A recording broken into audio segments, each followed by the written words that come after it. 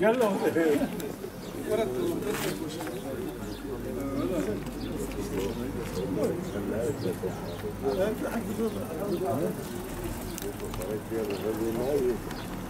Geçelim.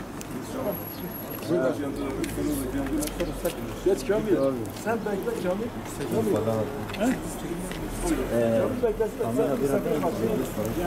Kamil abi.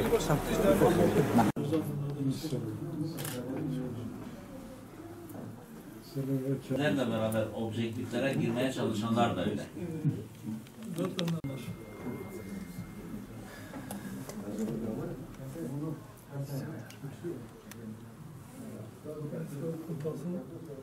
Hesabını vermeleri lazım.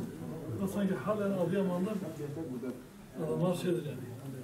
Elazığ, Adıyaman.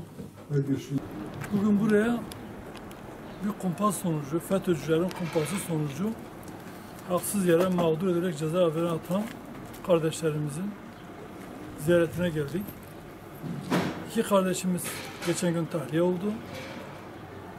Bunlarla beraber cezaevine giren diğerleri halen cezaevinde üst sınırdan teşriden ceza verildiği için halen onlar da günlerini bekliyorlar. 7 yıl dolması bekleniyor.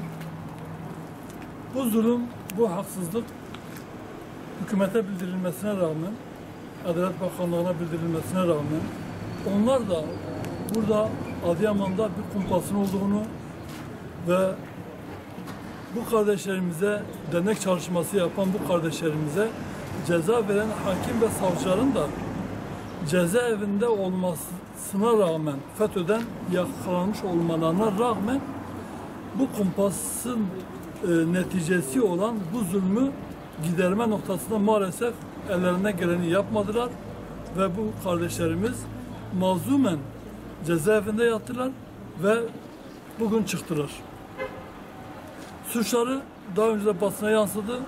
Dernek faaliyetleriydi, kutlu doğumdu, fakir fukaraya yardım etmekti, öğrenci evine eşya temin etmekti, kumbara koyup evlerine dahi ve fakirlere kumbaralar kurup fakir ve mağdurlar için yardım toplamaktı. Bütün bunları kumpasla örgütsel suç olarak değerlendirdiler ve resmi legal çalışmalardan dolayı cezalandırıldılar. Bu mağduriyet giderilmedi maalesef. Bu kardeşlerimizin cezaevinde yattığı her gün